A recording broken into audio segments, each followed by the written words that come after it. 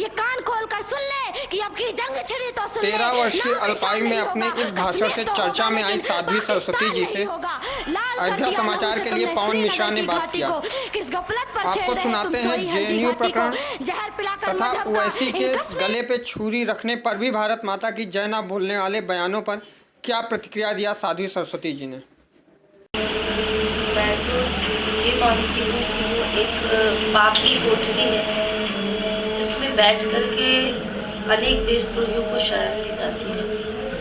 वरना भारत में ऐसा कौन सा शिक्षा का केंद्र है जहाँ पे भारत मुर्दाबाद के, हिंदुस्तान मुर्दाबाद के और पाकिस्तान जिंदाबाद के नारे लगाए जाए और वहाँ के शिक्षक, वहाँ के अध्यापक सब चुप बैठे।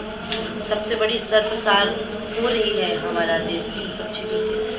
मैं बस इतना कहना चाहती हूँ कि जितना जल्दी से जल्दी हो सके भारत सरकार सभी लोगों पे देशद्रोही के मुकदमे लगाए, इन लोगों को आजीवन कारावास या उम्र कैद या सज़ा मौत दे, तो ऐसे जो देश विरोधी लोग हैं उनको सबक मिलेगा और वो दोबारा भारत मुर्दाबाद नारा लगाने से बचेंगे।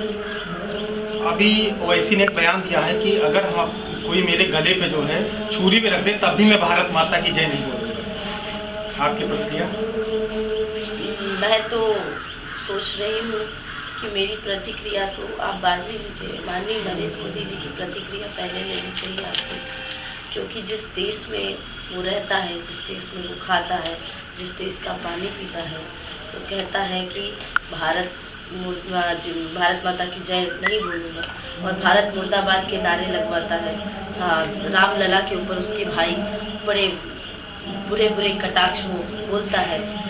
तो मैं उससे पूछना चाहती हूँ, वो कहता संविधान में लिखा नहीं है कि भारत माता की जय बोलना चाहिए, तो क्या संविधान में लिखा है कि रोड ब्लॉक करके नमाज पढ़ो? क्या संविधान में लिखा है कि बकरे काटो? क्या संविधान में लिखा है कि तुम अपनी नमाज के बड़े बड़े बॉक्स लगा लगा करके चारों तरफ ध्वनि प्रदूषण फैलाओ? ये भी तो नहीं लिखा है संविधान में, तो ये सब क्यों करते हो? संविधान को इतना ही मानते हो तो संविधान को पूरी तरह से फॉलो करो। संविधान में लिखा नहीं है कि जय बोलो, लेकिन भारत माता हमें अन्न देती है। तुम्हारी माता तुम्हें जन्म देती है, तो क्या तुम अपनी माता को कहोगे कि कोई गर्दन में छुरी भी रखे तो अपनी माँ की जय नहीं बोलूँगा? शास्त्रों में कहा है मातृ देवो भव, पितृ देवो भव। हमारी 3 माताएं हैं, गौ माता है, भारत माता है, पृथ्वी माता। वैसे तो अनंत माता है, क्योंकि भारत भूमि ही वो भूमि है जो सभी को जन्म देती है, ऋषि मुनियों को जन्म देती है। तो ऐसा व्यक्ति तो दुष्ट है, उसकी MIM पार्टी की मान्यता रद्द की जाए, ऐसे लोगों को देश से बाहर निकाला जाए, तभी देश में शांति आएगी।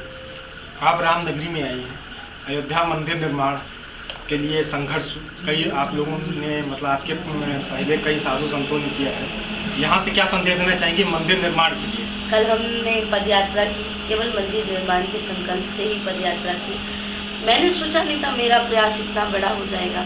हमने 200 लोगों का सोचा था कि 200 लोग पदयात्रा करेंगे, लेकिन उन 200 लोगों में धीरे धीरे चलते चलते लोग जुड़ते जुड़ते 5000 से ज़्यादा लोग कब उस यात्रा में हो गए मुझे खुद भी पता नहीं चला।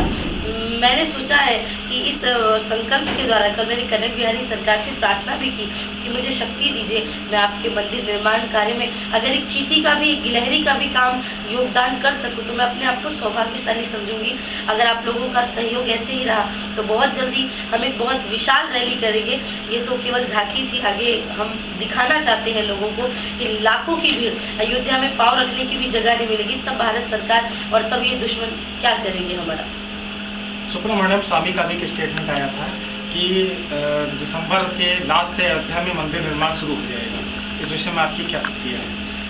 अगर वास्तव में ये जानकारी बिल्कुल सही है स्वामी जी के माध्यम से तो मुझे बहुत प्रसन्नता है। मैं उनको सत वंदन करती हूँ। देश के लिए बहुत अच्छा योगदान दिया है सुब्रमण्यम स्वामी जी ने, और वास्तव में अगर ये सूचना बिल्कुल सही है तो मैं भी इससे सहमत हूँ और इसमें जो भी मेरा योगदान रहेगा मैं उनको देने के लिए तैयार हूँ। क्या आने वाले समय में यहाँ मंदिर निर्माण के लिए जैसे आपने कहा विशाल यात्रा निकालेंगे, तो क्या कोई ऐसा प्रोग्राम है संतों से क्या यहाँ जाने के बाद मुलाकात करेंगे अयोध्या में, या फिर मैं कल गई थी, मैंने विचार किया था मैं संतों से मुलाकात करूं, लेकिन कार्यक्रम की व्यस्तता के कारण यहाँ भी कार्यक्रम था, इसलिए मैं आगे मैं समय निकाल के 1-2 दिन श्री नृत्य गोपाल दास जी महाराज से एवं और संतों से मिलना चाहूँगी, जिससे मिल करके मैं मंदिर निर्माण के बारे में चर्चा करना चाहूँगी। रामलला के दर्शन करने जाएंगे? रामलला के दर्शन करने में गई थी पर पट बंद हो गया, मैंने दूर से प्रणाम किया उनको और फिर से मैं कल यहाँ पर सुझाऊँगी उनके दर्शन करने के लिए। काफ़ी सारे लोग उत्साहित है, मैं लगभग 26 बार से ज़्यादा अयोध्या आ चुकी हूँ और जब भी आती हूँ रामलला के दर्शन। एक पाकिस्तान की चुनौती आपसे बहुत पहले वायरल हुई थी, एक बार कैमरे को हम चाहते हैं चुनौती आप फिर से दे दीजिए 2 शब्दों में।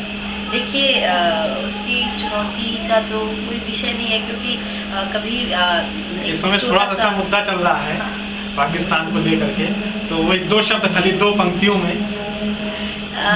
मैं देखिए इतना ही कहना चाहती हूँ कि हमारी भारत की परंपरा रही है, वसुधैव कुटुंबकम की बात करते हैं तो पूरा विश्व हमारे भारत में आ जाता है। हमने कभी किसी का गड्ढा नहीं खोदा, बुरा नहीं सोचा, लेकिन जब कोई हमारी माँ के प्रति बुरा व्यवहार करे, जब हमारी भारत माता को कोई गाली दे, जब हमारी गौ माता को कोई गाली दे और लगातार पाकिस्तान से ऐसे बुरे बुरे हमले होते रहे, हमारे शहीदों को मारा जा रहा है, हमारे देश में इतना आतंक ये फैलाते जा रहे हैं, तो ऐसे लोगों को मैं बस इतना ही कहना चाहूँगी कि मैं 13 साल की उम्र से जब मैंने बोलना चालू किया तो आप लोगों की नींद उड़ गई, तो मेरे जैसी तो हज़ारों लड़कियां तैयार हो चुकी है दुर्गा वाहिनी की।